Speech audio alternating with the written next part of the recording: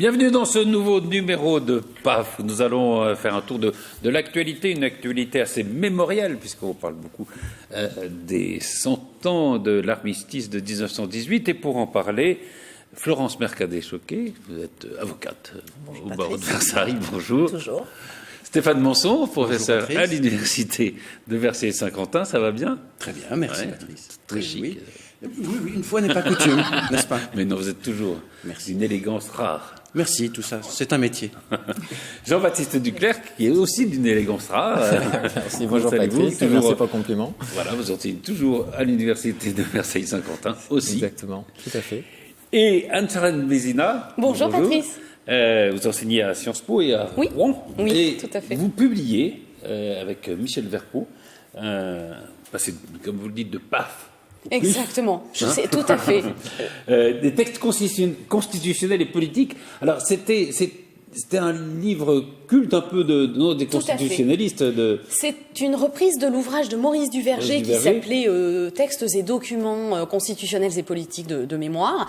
Et on l'a remis au goût du jour. Donc il a subi un sérieux lifting. On a mis des liens. On s'est autorisé aussi à commenter chacun des documents, ce que n'avait pas fait Maurice Duverger. Mais voilà, donc c'est un voyage. Gros travail.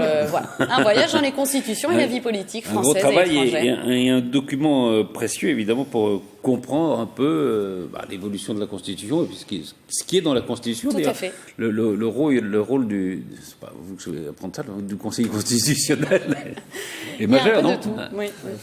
Est-ce que justement, tiens, on parlera du reste de l'actualité après, mais est-ce que le rôle du Conseil constitutionnel est de plus en plus important dans notre République? Les spécialistes sont là. Oui. Non, mais Je vous adressez à moi, je tremble. Non, Florence. Je n'oserais pas. Non, il est incontestablement plus important puisque il y a eu une révision constitutionnelle en 2008 qui a justement permis que désormais les citoyens, même les justiciables de façon plus générale, peuvent se saisir du texte constitutionnel à l'occasion d'un procès. On peut l'invoquer. Alors il y a un système de filtre qui est organisé par les juridictions suprêmes, la Cour de cassation et le Conseil d'État, mais le Conseil constitutionnel peut être saisi d'une autre manière que la procédure prévue depuis 1958. Donc il est saisi, disons, plus fréquemment. Et puis son rôle s'accroît en ce sens qu'il s'autorise à aller toujours beaucoup plus loin dans son contrôle. Et donc, ce qui ne se traduit pas forcément par un nombre de censures beaucoup plus important, mais beaucoup disent même qu'il est plus intrusif. Il va vraiment, comment dirais-je, jusqu'aux confins un petit peu de la frontière entre le droit et la science politique et la politique, c'est-à-dire que parfois, il s'autorise à examiner les choix qui sont parfois pris en opportunité par les représentants de la nation sous couvert d'interpréter la Constitution. Alors, c'est pas systématique, mais il y a certaines décisions qui sont parfois critiquées. La décision qui a été prise sur le principe de fraternité est extrêmement intéressante, parce que là, on va sur le domaine politique. Quand même, effectivement. C'est quoi en deux mots? Ouais. C'était au sujet de l'hébergement des réfugiés sans papier. En fait, on a et jugé savoir le délit. Il était interrogé sur ce point-là et le Conseil constitutionnel, je dis ça sous le contrôle des éminents spécialistes, mais le Conseil constitutionnel estimait que le principe de fraternité est un principe constitutionnel et que le fait d'héberger par fraternité des hommes et des femmes migrants devait être protégé. Oui, donc on n'est pas c'est quand même pas la République des juges, comme certains le créditent. Non, alors ce qui est intéressant aussi à mon avis, et on en terminera là-dessus, je ne veux pas être trop longue sur cette question, mais je trouve que le Conseil constitutionnel a bien réussi sa mutation aussi de la modernité, c'est-à-dire qu'il a réussi à lancer une application, un rapport public annuel maintenant, et sous l'égide de son nouveau président, les décisions ont même été complètement rédigées, Laurent Fabius. Donc bon, on a un juge qui rentre un petit peu dans son temps et qui apprend aussi à se faire connaître. C'était un petit peu le problème du Conseil constitutionnel pendant ces dernières années, c'est voilà le caractère un peu obscurantiste parfois de ses méthodes de travail. Et on a maintenant, on sait pas très bien comment ça fonctionnait. On a affaire à un Conseil qui communique beaucoup, donc ça change. Et puis pour nous, c'est une aide aussi. Avec les questions préjudicielles de constitutionnalité, il n'a jamais rendu autant de décisions sur les 10 dernières années. C'est vrai. La QPC a beaucoup accru son rôle et son importance dans la vie citoyenne finalement. Les questions préjudicielles, c'est souvent avant un procès, c'est ça? C'est pendant un procès. C'est pendant un procès, oui. Voilà. Question prioritaire. La procédure que j'évoquais tout à l'heure. Voilà. Soit les parties, soit le juge saisissent le Conseil constitutionnel le Conseil constitutionnel. Et les avocats s'en sont saisis. Absolument. Absolument. Oui, ils l'utilisent beaucoup. C'est vrai. Pas toujours à bon escient, mais... Non, mais il y a des questions qui étaient extrêmement intéressantes. C'est vrai. Et puis on a revu pas mal de corpus juridiques anciens qu'on a mis en conformité avec nos droits constitutionnels. Texte constitutionnel et politique, c'est donc Exactement. au PUF Thémis Droit, et donc Anne-Charlène Bézina et Michel Verpoux. Exactement. Alors on va redescendre d'un cran parce qu'on va parler d'essence. Mais il en faut. Oui. Parce qu'après l'existence, l'essence, comme N'est-ce pas? Pour approvisionner les libraires, et on fait ça. C'est ça. non, c'est vrai qu'on a vu, alors pendant cette itinérance mémorielle, c'est comme ça qu'on... C'est comme ça qu'on en parle en ce moment, en effet. On dit. C'est itinérance ou errance? Oui, il y a errance dans l'itinérance. C'est ce qu'avait dit une sémiologue. L'itinérance mémorielle est mémorable aussi en ce moment, parce que là, on est dans quelque chose. Mais on voit bien, là, il y a une colère comme ça, des Français que rencontre le président de la République. D'ailleurs, on y reviendra peut-être après. Est-ce que il n'y a pas une sorte comme ça de croyance qu'il faut aller voir les gens pour savoir ce qui se passe? Enfin, on en reparlera peut-être après. Mais sur le prix de l'essence, alors, si on regarde, en fait, il y a eu Nicolas Hulot qui avait failli être candidat en 2007, qui avait demandé à tous les candidats de la présidence de la République de s'engager à taxer le pétrole de façon à ce que réduire la consommation. Donc tout le monde s'y est engagé. Et au fond, c'est une continuité de la politique qui a été menée depuis là, qu'on voit aujourd'hui, et dont on voit les conséquences, puisque c'est vrai que ça coûte de plus en plus cher. Exactement. Donc il y a c'est ça. Alors il faut savoir que c'est vrai que, en fait, le prix du baril a déjà un petit peu augmenté, mais c'est vrai que en fait c'est quand même le prix du carburant est quand même le recordman du prix qui a le plus de taxes sur la taxe. Donc il y a des impôts sur l'impôt, on paye une taxe sur les produits pétroliers, à laquelle on a rajouté une espèce de taxe carbone qui en effet correspond au souci écologique, qui, elle, a augmenté considérablement cette année, une TVA propre à cette TIPCE et la TVA générale dessus. Donc, c'est-à-dire que, dans un seul prix, il y a près de 4 taxations. Donc, c'est à la fois l'avantage de ces taxations indirectes, c'est qu'on les sent pas trop, mais précisément, quand on en augmente une, on les sent bien passer quand même aujourd'hui. Donc il y a ce souci écologique, il y a, c'est vrai, une continuité. Je trouve que là, néanmoins, c'est vrai que arriver à dire que c'est la suite d'une politique connue, c'est peut-être un peu... c'est peut-être pas complètement réel, parce que là, il y a quand même une hausse continue et une hausse qui a été accentuée par le dernier gouvernement, notamment sur le diesel, par volonté politique évidemment, par souci écologique, mais c'est quand même, on est monté d'un cran, voilà, par rapport à la logique de 2007. Oui, il y en avait qui disaient, parce que c'est vrai, l'idée c'était de taxer le diesel de la même façon que l'essence. Et là, maintenant, c'est plus. Et certains disent, mais alors, pourquoi ne pas baisser la taxe qu'on fait sur l'essence pour la remettre au niveau du diesel? On pourrait aussi envisager ça. Là-dessus, sur ce prix de l'essence, non? Moi, je suis plutôt favorable. Enfin, c'est un peu comme les cigarettes. Pour empêcher les gens de fumer, on augmente le paquet de cigarettes.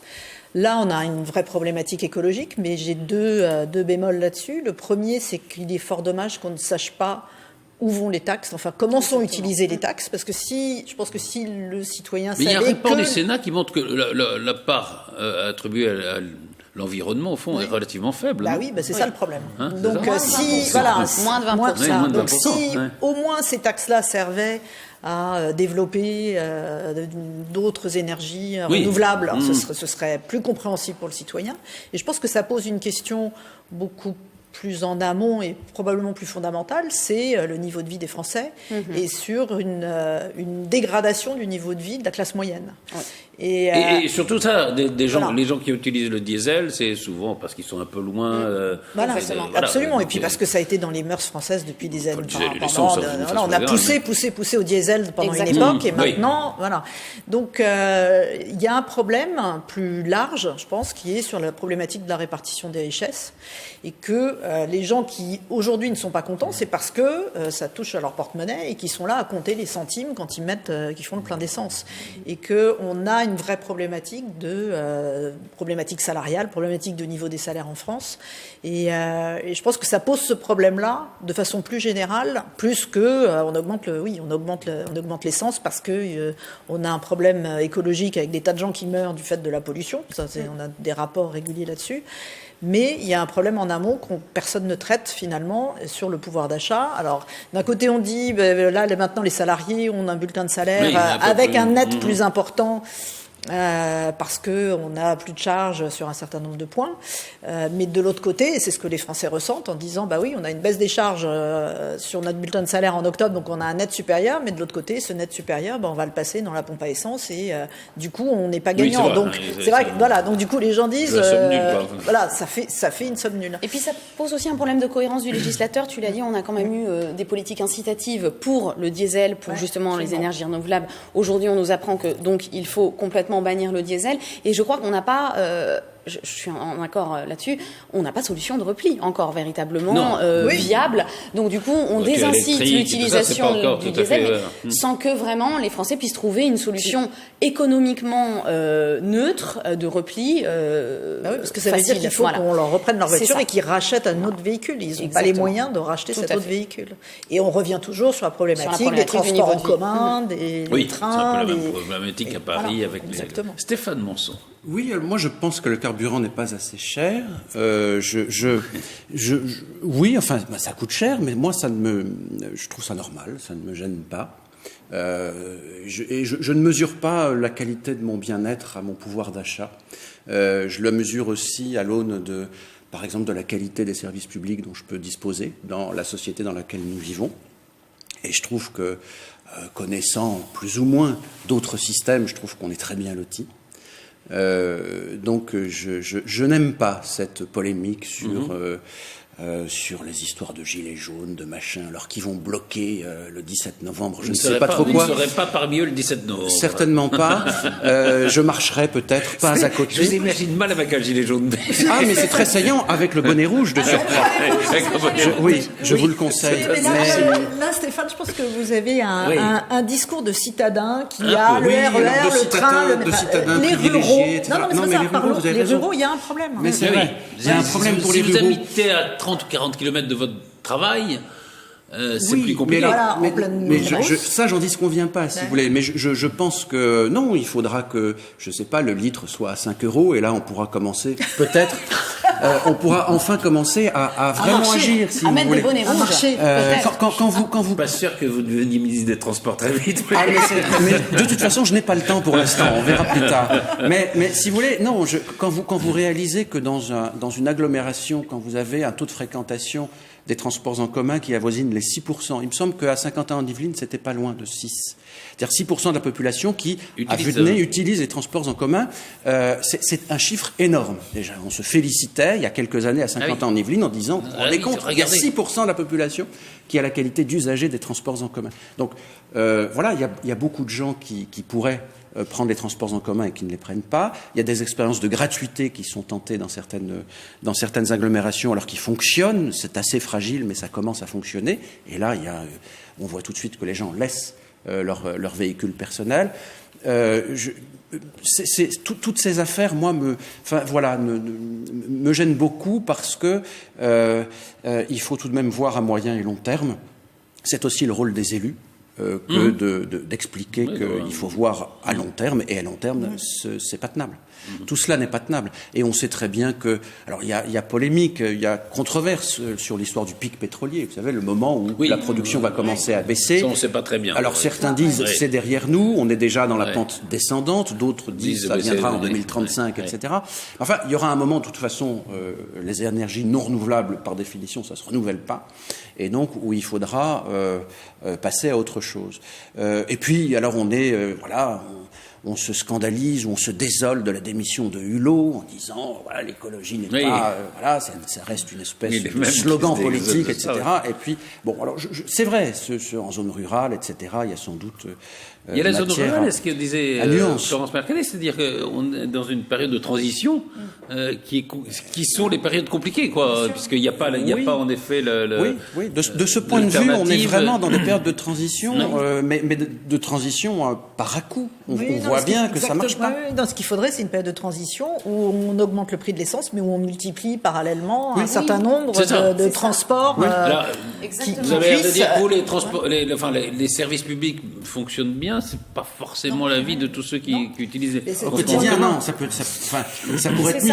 Ça pourrait être mieux. Mais enfin, il faut quand même aller pas trop loin dans certains systèmes européens pour voir à quel point ça fonctionne beaucoup mieux qu'ailleurs. C'est déjà un lot de consolation. Quand je me regarde, je me désole, mais quand je me compare, je me console. Bon, il y a mieux, on peut faire mieux, c'est vrai. Et pourquoi pas une quasi-gratuité des transports, etc. Tout ça doit être étudié. Mais ce côté, alors puis en plus récupération politique, de la grogne des gens, etc. Alors on va revenir sur le mouvement parce qu'il y a plusieurs choses. C'est vraiment insupportable tout ça. Pour vous donner un exemple, dans ma commune, le maire a fait une proposition de réaménagement urbain complet de l'entrée, et à l'entrée de ma commune, il y a une station-service. Et il a, dans le cadre de son projet, il supprime la station-service. Donc ça divise, il y avait une réunion avec tous les citoyens, et ça a été extrêmement drôle parce qu'il y avait des citoyens qui hurlaient en disant mais on veut garder notre station, alors qu'il y en a une autre 4 km plus loin, donc enfin même plusieurs. Et ils disaient mais l'avenir, c'est plus l'essence. Moi, maire, il faut que je me projette à 20 ans, 30 ans. D'accord, mais enfin, pour l'instant, il en faut bien. Oui, mais il y a d'autres stations essence. Il y en a une à 4 km, une autre à 5 km. Enfin, il y a moyen de toute façon. Et ils disent, c'est très moche. C'est vrai que c'est très, très moche à l'entrée de la ville, c'est pas très joli. Et alors, on voyait les gens vraiment se déchirer dans le cadre du débat, et c'était. Mais dans Paris, on n'est pas loin de la politique que prône Stéphane Manceau, c'est-à-dire qu'on n'est pas loin de 5 euros le litre. Ah oui, on a plus de 2 euros. Dans les rares stations-service. On est à 2 euros. 2 euros, Non, mais je crois qu'il y a une véritable question qui est celle de ce qu'on nous propose en alternative, et la question de l'affectation. Si on explique et si on voit effectivement que l'argent qu'on a payé en plus sur ce carburant sert à réhabiliter les transports en commun en les rendant moins chers, plus sécures, ou à développer des alternatives, ou à les développer, ou à développer. Mais n'est-ce pas, pourquoi pas, nous pouvons vivre de belles accélérées. Ces derniers temps, il paraît que je crois qu'ils sont à peu près à 25 km/h sur les trottoirs en ce moment, donc là aussi il faut quand même regarder. Oui.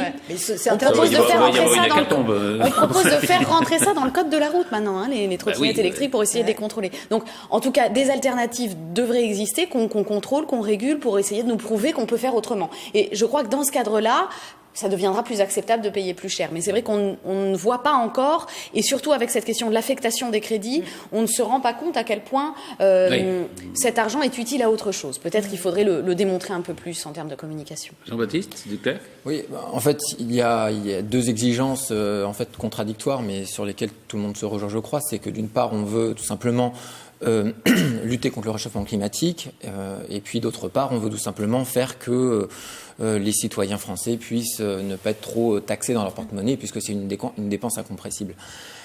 Et de ce point de vue-là, je crois que quand on regarde le prix de l'essence à la pompe, et du diesel, je crois qu'il y a quand même extrêmement élevé.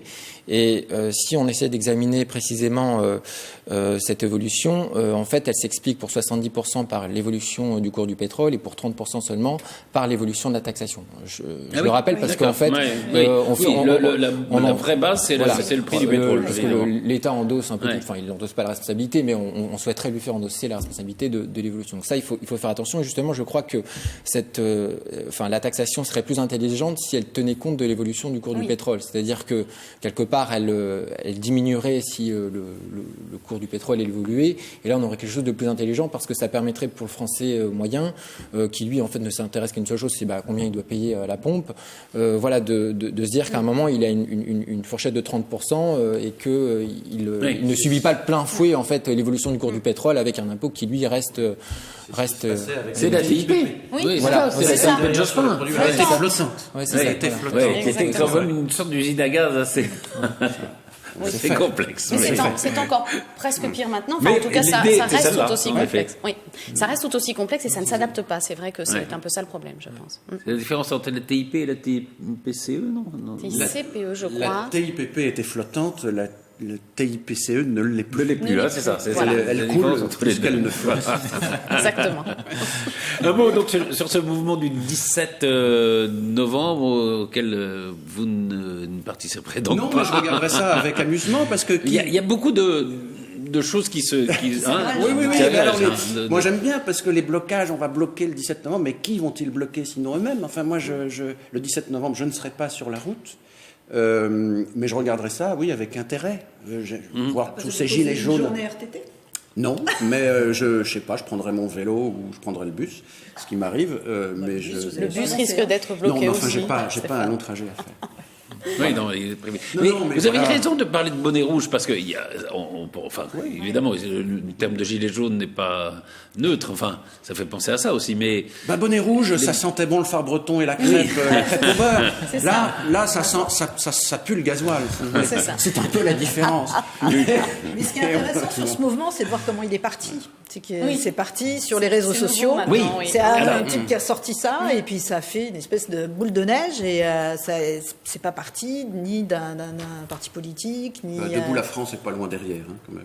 Oui, alors après les mouvements s'agrègent, non, probablement. Oui, enfin, derrière, il faut récupérer. Mais il y a les insoumis aussi, non? Mais ils sont mal à l'aise parce que la droite appelle, donc eux ils disent allez-y, mais enfin vous montrez pas trop. C'est une récupération politique d'un mouvement qui au départ, en effet, est parti de quelque chose de complètement neutre en fait, politiquement et syndicalement. C'est pas c'est pas quelque chose. Usagers au départ, c'est ça. Finalement, on avait vu l'échec de toutes les grèves Mélenchon ou de toutes les manifestations qui avaient été faites pour par souci syndical, par souci collectif. Et quand individuellement tous les Français se sentent touchés, finalement. Il y a un mouvement qui part du bas, de la base. Finalement, de la base. C'est Jacqueline, en effet. sur Facebook. C'est ça. C'est Jacqueline. Oui, c'est ça que j'ai regardé attentivement. Est-ce que c'est elle qui a fait la vidéo? C'est elle qui a lancé? Oui, c'est la vidéo et c'est Jacqueline. C'est Jacqueline. Jacqueline, si tu nous Michel regardes. n'est pas. Le gilet jaune te sied fort bien, Jacqueline. Voilà. Mais ceci dit, je crois qu'il y a aussi une réaction dans ce moment, une réaction qui est aussi liée à la déclaration d'Emmanuel Macron lorsqu'il a dit les Français râlent et je ne lâcherai rien. Et bon, vous allez voir comme il râle. Oui, je simplement pour expliquer, c'est vrai que je pense que ça a été aussi senti comme une sorte de mépris de classe ou un peu sentiment de dire oui, mais pour nous concrètement. Il y a un peu ce sentiment-là d'une façon générale, qu'on ne tient pas compte, c'est que la politique est faite plutôt pour les premiers de cordée et puis le reste il paye. Il y a quand même ce sentiment un peu généralisé dans la grogne qu'on voit se développer et notamment dans l'itinérance mémorielle d'Emmanuel Macron. Il y a un peu ça, quoi. Je crois qu'il paye aussi un peu toutes les phrases qu'il a dites de façon un peu abrupte. Non, mais il y a ce sentiment un peu mais il a raison, Jean-Baptiste, un peu de mépris, quoi. C'est ça. Il y a peut-être ce sentiment-là. Pour eux, je crois que c'est 7 centimes pour le gasoil, 4 centimes pour le. Pour des gens, ça représente beaucoup de choses, surtout en province, lorsqu'ils prennent régulièrement la voiture parce qu'on n'a pas le choix. Ça accentue son image de président des riches, en effet. Et c'est déjà quelque chose. C'est déjà quelque chose qui traîne depuis la campagne. Et aujourd'hui, on est dans un petit peu le point d'orgue de cette grogne qui couvait déjà depuis un petit moment. Et puis il y a une vieille tradition française. C'était la phrase de Pompidou: les Français aiment la bagnole. Tu fais très bien, Georges Pompidou, vous avez vu? Oui, il y a un peu de De Gaulle. Vraiment. Non, mais les Français aiment la bagnole. Oui. Beaucoup mieux la deuxième fois. C'était mieux la deuxième fois. Il y a longtemps que je n'avais pas fait. Je ferai Sharon Delmas après. Avec plaisir. Je ne fais plus que les morts. Je vais faire un spectacle. Philippe Bouvard. Ah, mais non. J'imite les morts. Mais ça nous fait une belle transition sur la mémoire. Ça fait une belle transition. Voilà. Puisqu'on parle de Pompidou. C'est un effet de teasing.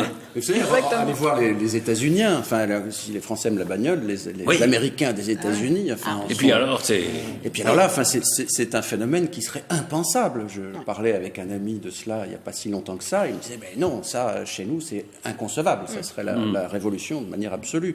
En gros, quand vous faites le plein, c'est à peu près le même prix qu'ici, sauf que vous en avez 3,5 fois plus, puisque c'est au gallon.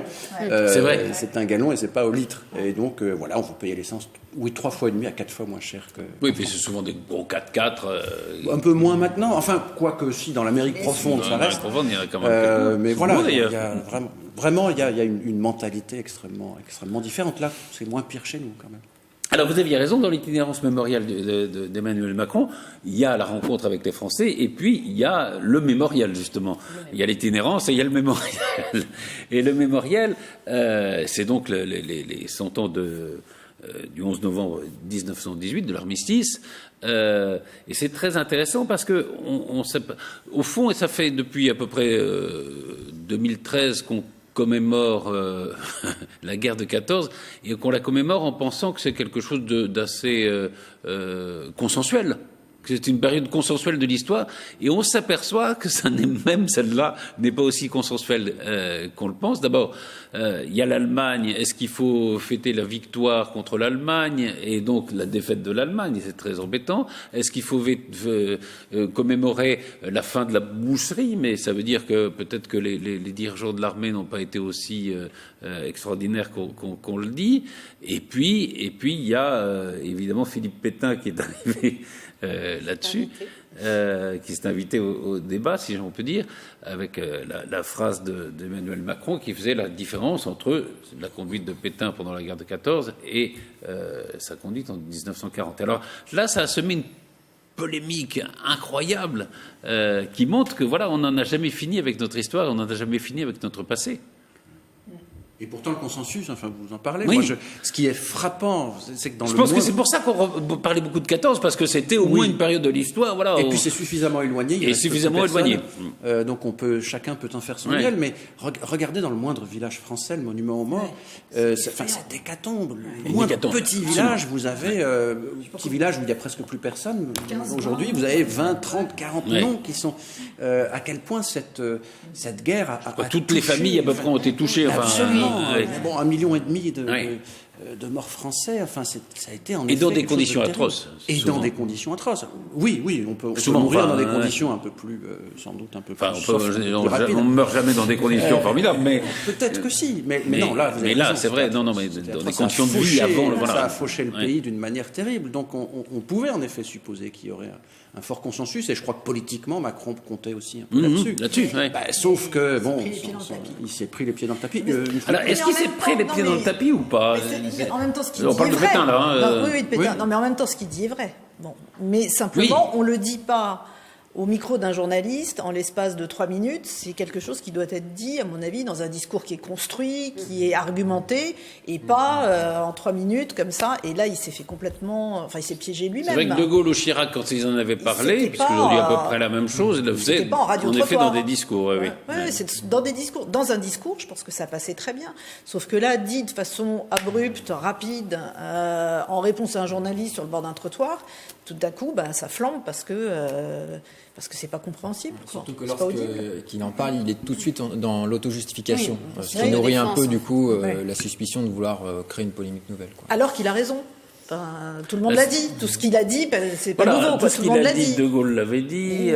Tout le monde l'a dit. Tout le monde l'a dit. Mais autrement et dans d'autres Et puis conditions. historiquement, c'est Mais c'est vrai. C'est quand même vrai. Non, c'est vrai. Mitterrand faisait fleurir la Oui. sépulture à l'île-Dieu tous les ans. Alors ça a déclenché quand même des polémiques. Jusqu'à l'affaire Bousquet. On comprend. Après, Bon, dessinateur de il a la vu les- Francisque, il a moins mais acheté de ça, fleurs. ça allait au-delà. C'était une conception très... Voilà, Oui, alors il y avait de cette l'histoire. conception aussi avec laquelle a rompu Jacques Chirac, qui était est-ce que c'est la France ou pas la France? C'est vrai que De Gaulle, Giscard et Mitterrand, enfin, puisque c'est les trois qui se sont succédés à la présidence de la République, ont considéré que Vichy n'était pas la France. Hein, donc il n'y avait pas de responsabilité de l'État français sur ce qu'avait fait Vichy, et Chirac a rompu avec cette vision-là. Mais la question que ça pose, il y a plusieurs questions, mais c'est vrai que quand on parle par exemple de Philippe Pétain, c'est un peu, est-ce que c'est comme on disait de la Révolution, est-ce que c'est un tout, un bloc, et donc quand on parle d'une personnalité où on n'a pas à distinguer ce qu'il a fait de bien et ce qu'il a fait de mal, mais une entité, ou est-ce qu'on peut distinguer entre des périodes de son... Je crois qu'il a essayé, Emmanuel Macron, de faire comme il fait d'habitude, c'est le et en même temps. Donc, il dit, Pétain, c'était l'homme, le héros 14-18, et en même temps, voilà, sauf que le et en même temps... Je crois qu'en plus, on a parlé des anciens présidents, les temps ont changé. Et c'est un peu il a un autre grief, c'est qu'il est très jeune. Et donc, du coup, on a un petit peu le sentiment qu'il ne sait pas de quoi il parle et qu'il est un petit peu, c'est comme son parallèle avec les années 30, on peut lui reprocher à la fois d'utiliser des arguments historiques avec, quelque part, assez peu de recul. Et puis... c'est pas quand même comme il n'est pas comme les gens de la télé-réalité qui disent « j'étais pas né ». Non, au moins, il connaît la date. En plus, c'est pas la révolution de 78 comme Nabila, donc c'est vrai qu'au moins les dates sont exactes. Il y a une culture historique qui est quand même importante.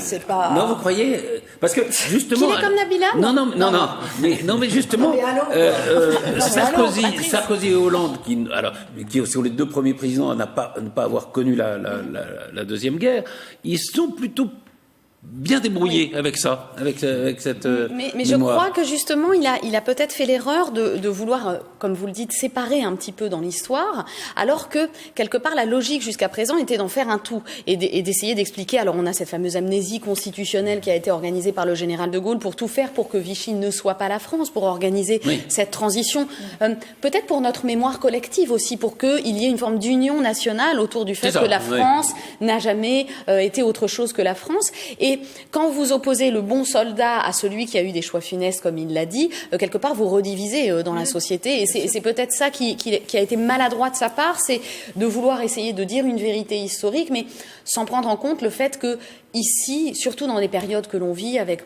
une montée quand même assez conséquente, pas uniquement en France, de la xénophobie généralisée, essayer de parler pour le vivre ensemble. Et je pense que c'est ça qu'il n'a pas privilégié dans ce discours, c'est cette idée d'apaiser les tensions et donc d'avoir un discours pour le coup vraiment et en même temps, c'est-à-dire un discours plus consensuel. Et c'était pas un discours, c'est ça le problème. Là, le problème, c'est que ça n'était pas un discours. Et après, ce que vous posez très bien, c'est le rôle. Quel est le rôle d'un président de la République? Est-ce que c'est de dire l'histoire ou de dire une sorte de roman national, c'est la vérité de mythologie, enfin, juste le récit national. La vérité historique est celle-ci, c'est que d'une part Pétain a été alors plus ou moins objectivement, Clémenceau laissait entendre qu'il avait fallu pousser Pétain, etc. Oui, il a mis Joffre à sa place. Et c'était peut-être pas le héros qu'on décrit, mais enfin ça reste le héros de Verdun. Moi, mais je me souviens très bien de mes arrière-grands-parents me racontant à quel point Pétain était nanti d'une aura extraordinaire. Et puis d'autre part, qu'il arrive au pouvoir d'ailleurs. Exactement. Et d'autre part. En 1939-40, la vérité historique est celle-ci, c'est qu'une immense majorité des Français étaient, sans être des pétainistes convaincus, étaient convaincus par cette théorie du glaive et du bouclier. Le bouclier était à Vichy, le glaive était à Londres, et que globalement l'honneur de la France serait sauvé de cette manière-là. Je ne dis pas que tous les Français étaient des collaborationnistes ou des résistants du 5 juin 1944. Qui viennent applaudir Pétain en 44, qui viennent applaudir de Gaulle en 45, à la fin. Et qu'aurais-je fait? Moi, j'en sais rien. J'aurais peut-être suivi ce courant, donc je ne juge pas après l'histoire. Mais sauf, en effet, peut-être qu'on attend d'un président de la République, peut-être de se situer beaucoup plus dans le récit, récit national que dans l'histoire. Et puis ça a mis un pataquès épouvantable à l'Élysée, surtout. Cette affaire-là. Je crois que finalement, il n'était pas prévu de rendre hommage à Pétain. Pas du tout. Même si c'était, je crois, c'est après ce que j'ai cru comprendre, une demande de l'armée. Enfin, Madame Parlier a été très claire En fait, là-dessus. c'était l'armée qui a demandé justement qu'on puisse célébrer les maréchaux. ce qui a d'ailleurs en plus accessoirement créé une autre polémique parce que Parce les qu'il historiens était ont expliqué que il a été la déchu. Grande Guerre c'était surtout la victoire des soldats et pas tant des militaires. Cela dit, je crois que c'est un hommage des soldats aux maréchaux. Enfin, alors évidemment plus Ouais, mais symboliquement, c'était parce plutôt que les les maréchaux, il y en a moins. qui étaient mis en avant. Ouais. Bon. Mais en fait, ce qu'on peut lui reprocher surtout, c'est finalement son rétropédalage, parce que au départ, effectivement, il voulait célébrer, il était question de célébrer les 8 maréchaux. C'était indiqué dans le document qui était public, qui a été donné à la presse. Et ensuite, donc, il a parfaitement assumé en disant ce qu'il a dit à propos de Pétain. Et en expliquant que c'était un grand soldat. Et dans un second temps, il a été question de ne plus célébrer le maréchal Pétain et les autres, et de ne célébrer que ceux qui sont aux invalides. Et c'est ça qui nourrit un petit peu justement la polémique, puisque finalement, en tout cas qui permet de douter un petit peu de cette stature de chef d'État d'Emmanuel Macron, puisque finalement il n'assume plus cette idée suivant laquelle Pétain était l'homme complexe qu'il a décrit. Voilà. C'est surtout qu'il n'était plus maréchal, enfin il a été déchu, condamné à mort, etc. Donc, Et puis c'est paradoxal avec les politiques qu'on a eues de déchéance de nationalité, les grands débats qu'on a eus à la fin de 2015, en nous disant finalement il faut tout rejeter en bloc. Et le caractère nucléaire de ce que vous avez fait quand vous avez atteint à la nation doit amener à tout rejeter en bloc. Donc est-ce qu'on peut vraiment célébrer le soldat quand on nous a plutôt défendu l'inverse depuis quelque temps, donc je ne suis pas sûre que les Français soient encore aptes à distinguer aussi nettement. Donc le glaive et le bouclier, c'est vrai que c'était cette thèse que défend toujours Éric Zemmour. Le sans-plomb et le gasoil. Alors, autre comparaison historique qui est assez intéressante, c'est celle qu'a faite Emmanuel Macron sur l'Europe. Mais des historiens la font aussi avec les États-Unis, avec ce qui se passe aux États-Unis, la comparaison avec ce qui se passait dans les années 30, c'est-à-dire, au fond, montée des nationalismes, rejet de l'immigration, et aujourd'hui, montée du populisme et rejet de l'immigration. Alors, certains disent que les périodes sont totalement différentes, d'autres disent la comparaison peut valoir. Votre sentiment là-dessus? Ça fait 40 ans qu'on nous dit qu'on a le sentiment d'être dans les années 30. Enfin, moi, il me semble. Attention, nous sommes dans les années 30, l'histoire bégaye, etc. Je crois pas. Vous pensez que l'histoire ne se répète jamais, ne repasse jamais les plats, comme on disait. Elle repasse les plats, mais froid. c'est froid ou alors un peu arrangé. Et pour des raisons différentes. Non, vous ne trouvez pas que la comparaison soit... Elle tient le choc Elle quand tient même. quand même sur un effet. certain... la montée des nationalismes, c'est vrai qu'elle est plus forte aujourd'hui, non? Oui, bien sûr. Oui. Mais c'était pas les nationalismes d'avant. C'était le parti unique, c'était l'extermination des opposants politiques, c'était un antisémitisme profond. Même chez Erdogan et Selmini, c'était ce matin, oui, bien sûr. Sur les chiffres sur l'antisémitisme, c'est plus 60% d'actes antisémites. Oui, mais il faudrait être assez fin pour savoir de quel antisémitisme il s'agit. Je ne suis pas sûr que ça soit le même antisémitisme que dans les années 30. Oui, il y a un renouvellement de l'antisémitisme. Le nouveau registre des Juifs n'est pas un programme politique qui est mis en avant par les nationalismes d'aujourd'hui. Il y a des éléments de comparaison, mais quelque part... Oui, il y a des éléments de comparaison, ce caractère un peu xénophobe, on est tous en train de dire les étrangers sont chez nous, mais bon... Il y a l'idée quand même qu'on va s'en sortir en se refermant sur soi, c'était quand même une idée forte des années 30 et qu'on revoit aujourd'hui, non? Oui, mais je sais pas, moi, cette idée, alors, elle est plus ou moins audible, mais moi, j'ai toujours entendu cette petite musique, alors avec plus ou moins sauf que là, ils sont au pouvoir. Enfin, dans un certain nombre de pays, ils sont assez largement au pouvoir, mais enfin, c'est vrai que Jean-Baptiste a raison. Regardez le paysage européen dans les années, au milieu des années 30. Enfin, on n'a pas de Mussolini en Italie, on n'a pas un Codillo en Espagne, un Salazar au Portugal, un Hitler en Allemagne. Enfin, tout cela n'est quand même, n'est pas comparable. Les termes ont un sens. Ne mélangeons pas. Et il a raison de souligner qu'il respecte jusqu'à présent, grosso modo, ça dépend, enfin, il faudrait être plus fin dans l'analyse, mais les procédures démocratiques, enfin, en Italie... Oui, les démocraties illibérales sont, enfin, j'allais dire, hélas ou heureusement démocratiques, bien qu'elles soient, et certains le revendiquent, Orban le revendique, le thème de la démocratie illibérale. Absolument, oui, ils sont élus, enfin, voilà. Ils sont élus, ils sont majoritaires, et donc on va voir ce qu'on va voir, et on fait ce pourquoi on a été élu, et dans ce pourquoi on a été élu, il faut virer ceux qui ne sont pas comme nous, il faut, enfin... bon... C'est plus ou moins le cas dans les années 30 aussi. Il n'y a pas eu uniquement des prises de pouvoir complètement népotiques. Il y a eu pas mal de personnes qui sont entrées dans les formes, là aussi. Mais la comparaison a ses limites, bien sûr. Lisez par exemple la teneur des débats qu'on pouvait avoir à la Chambre en France. C'était plus violent. Mais c'était épouvantable, c'était terrible. Souvenez-vous lorsque... il y avait l'Action française. Quand Blum s'exprimait à la Chambre. Alors c'était après, enfin je pense à Mendes France, pareil, enfin où on entendait des insultes antisémites épouvantables, on l'appelait le circoncis, etc. Il fallait lui planter des couteaux dans le dos. Absolument. Enfin, il y avait un discours politique. Alors le discours politique se crispe, on le sent bien, devient de plus en plus violent, mais on n'est pas encore. On n'est pas là. Au point où nous en étions dans ces années-là. Non, mais quand on fait la comparaison, c'est aussi pour dire attention, attention de ne pas arriver là. C'est un effet salutaire. Est-ce qu'on n'est pas sur la voie de... C'est un effet salutaire. Je crois que ça va encore plus loin. Je ne pense pas qu'il est neutre, ce débat. Je pense qu'Emmanuel Macron l'a aussi utilisé pour dire, voilà, faites attention, on peut basculer dans l'hitlérisme, dans un régime autocratique, et je suis là parce que je suis dans le camp des réformistes.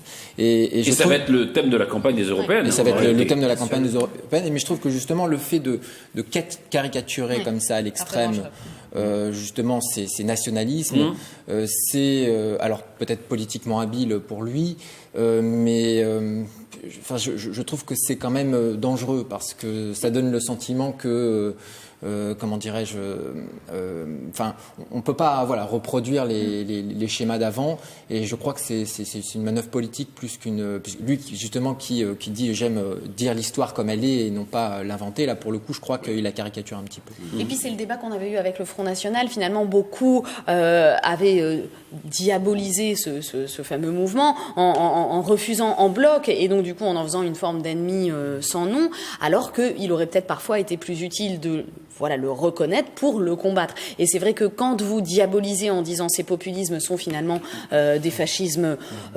déguisés, vous ne prenez pas l'ennemi en face en le respectant dans sa qualité d'ennemi, lui aussi élu suivant les formes démocratiques, et en ne donnant plus de sens à ce débat, en crispant un petit peu les oppositions, et c'est un peu dangereux. Du coup, vous pensez que la campagne qui s'achemine pour les présidentielles, c'est-à-dire progressiste contre nationaliste, c'est pas une bonne idée? Il y en a qui disent oui, ça va être ça le vrai débat, et d'autres qui disent attention, là on est en train de diaboliser, et c'est pas comme ça que ça va pas marcher. C'est surtout qu'est-ce que sont les progressistes qu'on a du mal à voir. Alors les nationalistes, on voit assez aisément. C'est ce que dit Macron. Voilà. C'est l'Europe qu'incarne un peu Emmanuel Macron. Oui, mais c'est cette Europe-là qu'il faudrait arriver à définir. Oui. Mais c'est cette Europe-là qu'il faudrait arriver à définir, c'est-à-dire on voit assez clairement quel est le projet politique des populistes, quelle réforme de l'Europe il faudrait faire pour que ça... Et c'est l'Europe à laquelle il faut croire, à laquelle on a tous envie de croire quand on est pro-européen, qu'on a du mal à dessiner à l'heure actuelle. Donc peut-être que plutôt que d'opposer les forces de cette manière-là, alors qu'il risque de crisper le débat, Emmanuel Macron devrait aussi faire usage de ce qu'il avait dit dans la campagne, de la pédagogie aussi, pour expliquer un petit peu. Il y avait le discours de la Sorbonne qui était assez clair là-dessus. Qui était un discours vraiment fondateur d'une nouvelle vision de l'Europe, que là je trouve qu'il utilise assez peu. Alors la campagne vient de commencer, mais il serait peut-être bien d'utiliser les ressorts de la pédagogie plutôt que de la crispation pour nous dire nous l'Europe qu'on défend est celle-ci, et le repli national pourrait être risqué pour d'autres raisons. Mais avec les difficultés que la situation d'Angela Merkel d'ailleurs pose pour cette Europe, cette vision-là de l'Europe. C'est la technocratie européenne qui est toujours le problème, c'est qu'on a le sentiment que l'Union européenne représente un petit peu tous les impératifs d'une certaine politique qu'Emmanuel Macron, malheureusement pour lui, incarne un peu aussi, avec cette idée des élites gouvernantes qui sont déconnectées du socle populaire finalement, et je crois que c'est pas forcément une bonne idée de les opposer aussi nettement. Enfin, il faut toujours rappeler ça qu'il y a moins de nourrit un fonctionnaires à Bruxelles qu'à la mairie de Paris. Enfin, Exactement, rappelons-le. Rappelons-le. c'est vrai, quand on parle de technocratie. Et je trouve bah que oui. c'est pas mal de faire fonctionner une organisation comme l'UE, comme l'Union européenne, avec en effet moins d'agents qu'à la ville de Paris. Oui, oui. Alors, il y a cette comparaison avec les années 30, il y a des historiens qui l'ont reprise aussi pour les États-Unis. Montée de l'isolationnisme, repli sur soi. Là aussi, rejet des immigrations et victoire de Trump. Victoire de Trump. Justement, tiens, Trump. Auto-victoire, en tout cas. Auto-sacrement. Oui, Ça, alors il faut lui, le il dire. dit que c'est une victoire exceptionnelle. Bah, c'est vrai qu'il perd la Chambre des représentants, Oui, mais il il progresse au renforce Sénat. et donc il ne peut pas avoir de Et procédure les gouverneurs. il peut pas avoir de procédure d'impeachment. Oui. Ce qui est quand même pour lui Ce qui est quand même pas mal. Hein. Oui. Et qui Donc, prépare sa réélection quand même, Absolument. plus ou moins, non? Ouais, tout à fait. Il a été très présent, en plus, dans cette campagne, avec toujours son caractère très alarmiste, en disant que sans ça, c'était un petit peu après moi Mais le déluge. il a fait la campagne lui-même, quand même, Ouais, hein. voilà, il a réussi. Il a réussi à convaincre qu'il avait besoin de soutien. Bon, il reste que l'opposition démocrate est quand même là, bien là à la Chambre des représentants. Des commissions d'enquête pourront être constituées, vont certainement Oui, être... c'est important d'avoir la voilà. Chambre des représentants. C'est important d'avoir Ouais. la Chambre des représentants, Ouais. bien sûr, pour le budget, pour les nominations, pour Un contre-pouvoir, voilà. quoi, hein. La Chambre est quand même Avec conçue le comme un Sénat, contre-pouvoir. Il peut peut-être mettre un terme à l'enquête sur l'influence russe. Je suis pas sûre qu'ils puissent il utiliser me une semble- chambre contre une autre à ce niveau-là. Semble Non, qu'au non, niveau non. non, ce que j'ai cru comprendre. Non, après, de toute façon, jusqu'où iront ces commissions d'enquête, ça c'est un pari qu'on ne peut pas encore mener, mais ils peuvent en créer une et le Sénat n'y pourra rien. Non, le Sénat n'y pourra C'est déjà rien. annoncé. Stéphane? Là, je sais pas, oui, vous disiez Trump, le repli, etc. Alors, ça se faisait sur un autre mode, mais les 2 mandats d'Obama Oui, il avait commencé. ont aussi Oui, consacré, absolument. de manière moins caricaturale, un nouveau positionnement des États-Unis d'Amérique sur la scène internationale, avec un repli très clair. Il était aussi dans le discours de Mama, on entendait de manière assez claire que les États-Unis n'entendaient plus assumer ce rôle de gendarme de la paix, etc., parce que ça avait un coût, notamment, et parce que les priorités étaient ailleurs. Non plus ce rôle de soutien presque inconditionnel de l'Europe. On sait aujourd'hui que l'Union européenne est plutôt perçue comme adversaire des États-Unis. C'est très regrettable, même si je pense que nous restons et resterons des alliés historiques. Bon, enfin, il y a quand même de l'eau dans le gaz. Donc ce repli était amorcé. Vous avez raison, oui. Mais dans les années 30, ce repli a eu des conséquences graves quand même. Ils sont toute la guerre, quoi. Oui, puis alors, mais dans les années qui ont suivi, regardez, je sais pas, je lisais un truc il y a pas longtemps sur McCarthy, alors c'est les années 50, oui. Mais c'était un repli intérieur, c'est-à-dire que c'était l'ennemi de l'intérieur, le communisme, ou le supposé communiste qu'il fallait pourchasser, etc. C'était allé très très loin quand même. Ouais, avec le McCarthyisme, oui. Alors, fait que, la guerre civile au siècle passé, enfin, oui, on voit l'histoire des États-Unis est un peu, à l'image j'ai le sentiment qu'il peut se passer le pire comme le meilleur dans cette culture-là. Peut-être un mot sur la Nouvelle-Calédonie. Alors, il y a eu ce référendum. Généralement, les pouvoirs ont assez peur maintenant des référendums. Celui-là a quand même été plutôt bien préparé parce que les accords de Matignon, ça date de 88. Donc, il y a eu 30 ans de préparation. Est-ce que c'est le temps qu'il faut pour qu'un référendum soit réussi? C'est une bonne question pour un référendum aussi Parce que là, tendu les gens ont au répondu niveau à la question qui leur territorial, était posée oui, pour sûrement. une fois, il me Oui. semble-t-il. Enfin, Alors, c'est pas ce sont des référendums d'un type quand même relativement particulier, puisqu'en plus, bon, vous ne consultez pas toute la population française, mais la population uniquement concernée. Et il faut dire qu'on est parti très loin quand même avec donc justement ces accords de 88. La situation oui, il faut était se souvenir ce que c'était voilà. la situation en 88. La Il y avait eu la situation Cour était, d'Ouvéa voilà. très peu de temps avant. explosive. Oui, Et on explosive. marche encore sur des Et braises, Djibaou a été quand même. assassiné Oui, voilà. par Tout à fait. un extrémiste qui reprochait d'avoir parlé à Jacques Lafleur. Enfin, Tout à fait. C'est pour ça que 70 morts, enfin pas d'un seul coup. Non. Mais la crise calédonienne antérieure à l'arrivée de Michel Rocard, c'est 70 tués. C'est ça, oui. Quand même. C'est une situation terrible. Enfin, c'était une situation terrible, de absolument. guerre civile. Enfin, Tout à fait. Donc, c'est peut-être que le temps moyen pour arriver à apaiser les esprits sur cette question, c'est 30 ans. Je ne sais pas si Non, le mais c'est vrai timing que- est exact, mais c'est en tout vrai cas, que c'est on a quelque chose réussi qui à a été apaiser. Voilà. mûrement réfléchi, préparé, Tout à fait. avec d'autres recours, puisqu'il pourra y avoir d'autres référendums d'ailleurs. Et donc, voilà, il y a eu quelques exactions, mais enfin, ça s'est passé dans un climat plutôt apaisé dans l'ensemble. C'est vrai. Je crois que une réussite, ce succès sur doit ce- beaucoup à l'attitude du gouvernement qui justement Il y a pas- n'a pris parti. qui justement n'a pas joué la métropole contre Bien sûr. la Nouvelle-Calédonie, et ça a permis vraiment de faire que ce référendum soit exemplaire. Ouais. La question, c'est la suite. C'est la suite parce que, ouais. comme disait quelqu'un, tous les Kanaks n'ont pas voté pour l'indépendance, mais tous ceux qui ont voté pour l'indépendance sont des Kanaks. Oui. Donc, Exactement. donc ça pose. C'est vrai que le problème n'est pas résolu. Le problème n'est pas résolu, notamment parce que, bon, même dans la Constitution, est-ce qu'on pourra rester dans ce type d'accords qui sont quand même profondément dérogatoires? A priori, non. Il va falloir quand même stabiliser le statut. Et puis, est-ce que l'organisation même de ce référendum ne peut pas donner des idées aussi, hein? C'est un peu ça Oui. voilà. C'est un peu ça que le Ça, gouvernement. Voilà. On est en train de parler de différenciation territoriale. Alors bon, la Limousin. situation calédonienne. Les Ah oui, Bretons. Limousin, Patrice, bien Limousin, sûr. moi j'ai Bien entendu. fait fonder le Front de libération des Limousins. Bien entendu. L'indépendance de l'île de Ré a été proclamée en 68, Patrice, mais par une personne. Par une personne. Eh, oui. Oui. Oui, puis il y a des petites républiques en France qui Bien existent. sûr, oui, folklorique. Dans le oui. Jura, etc.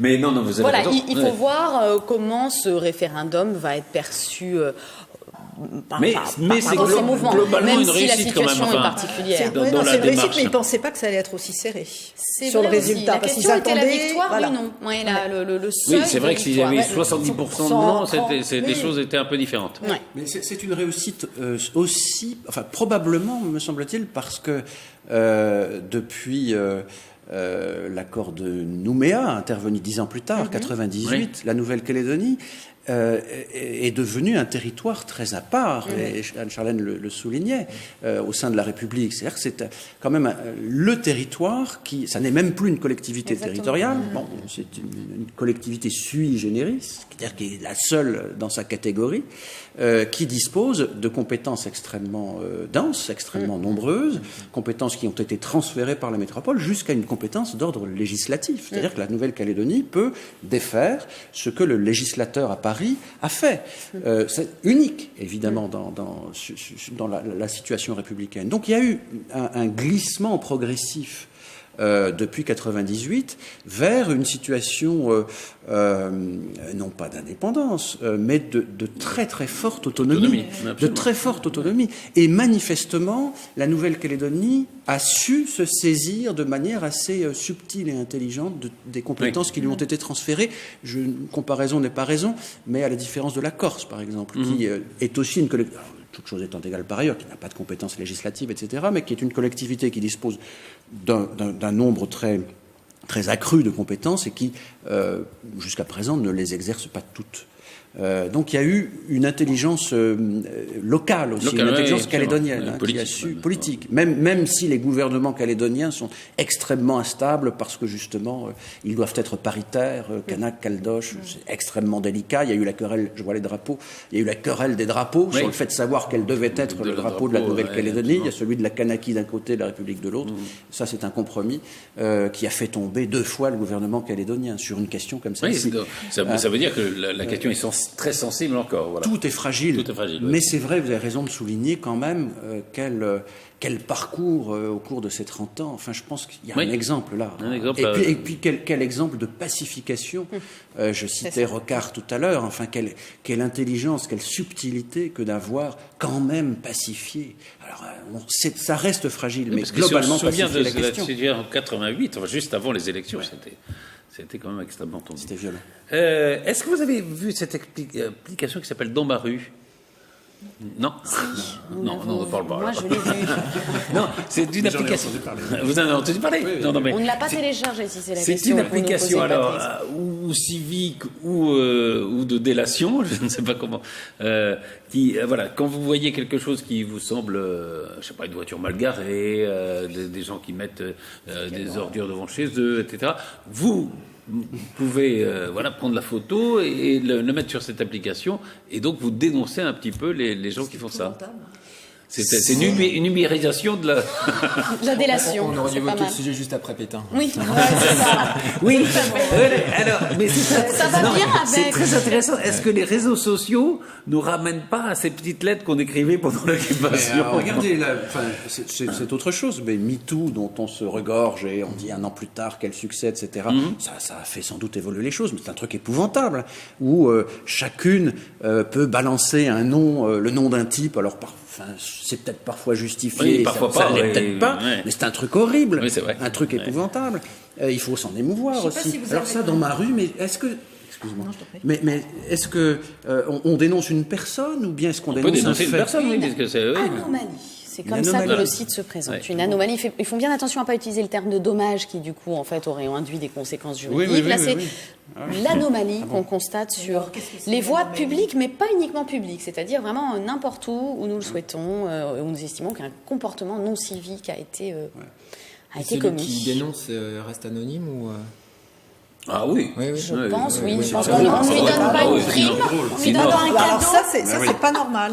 Mais oui, c'est ça. Ça, c'est pas normal. Il faudrait que dans cette application, Ouais, la mais non, personne mais c'est qui justement, dénonce soit... c'est justement voilà. pour éviter. C'est vrai que non, j'entendais quelqu'un qui disait l'autre jour qu'il avait vu un type déposer des meubles sans avoir prévenu les encombrants, etc. Et la personne lui dit ça se dépose pas là. Il dit je t'emmerde et si t'es pas content tu te casses la gueule. Alors évidemment, Grâce à l'application. grâce à l'application. Oui, mais vous alors prenez après, pas le qu'est-ce qui risque. se passe? L'application, après, il se passe quoi?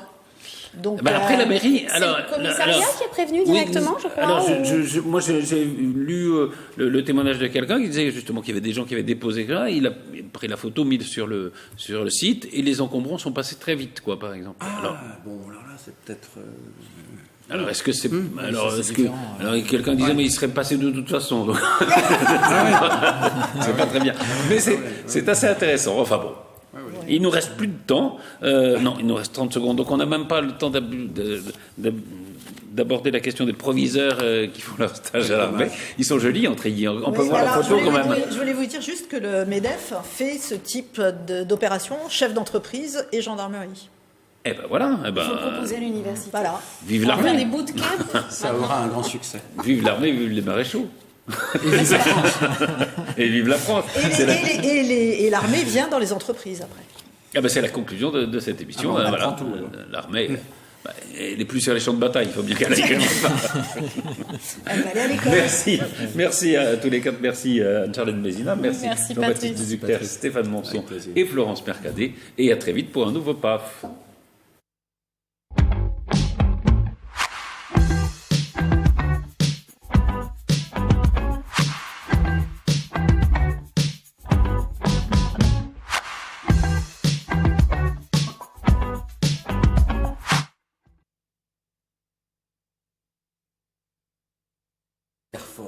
Ah oui.